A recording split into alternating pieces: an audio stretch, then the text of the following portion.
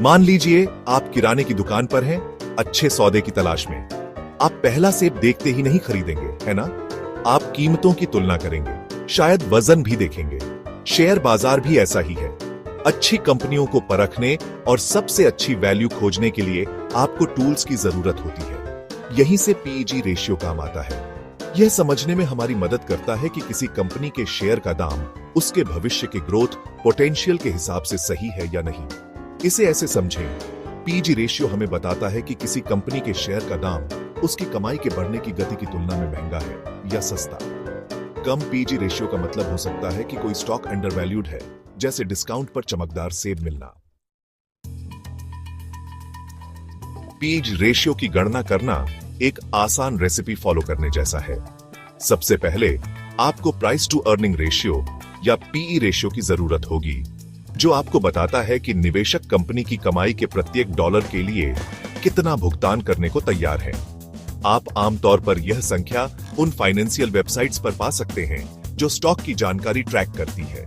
इसके बाद PE ratio को कंपनी की अपेक्षित आय वृद्धि दर से विभाजित करें।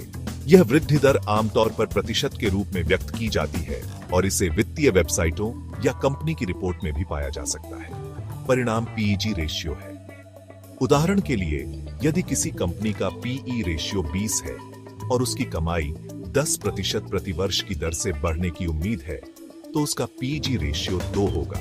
20 को 10 से विभाजित करने पर 2 आता है। अब मजेदार हिस्सा, संभावित विजेताओं को खोजने के लिए पीईजी रेशियो का उपयोग करना। एक का पीग रेशियो अक्सर एक अच्छे शुरुआती बिंदु के रूप में माना जाता है। यह बताता है कि किसी कंपनी के शेयर का मूल्य उसकी विकास संभावनाओं के सापेक्ष उचित है।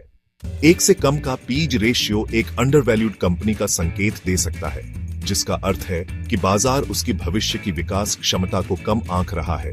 यह एक छिपे हुए रत्न को खोजने जैसा है। हालांकि यह याद रखना महत्वपूर्ण है कि कोई भी एक रेशियो पूरी कहानी नहीं बताता है।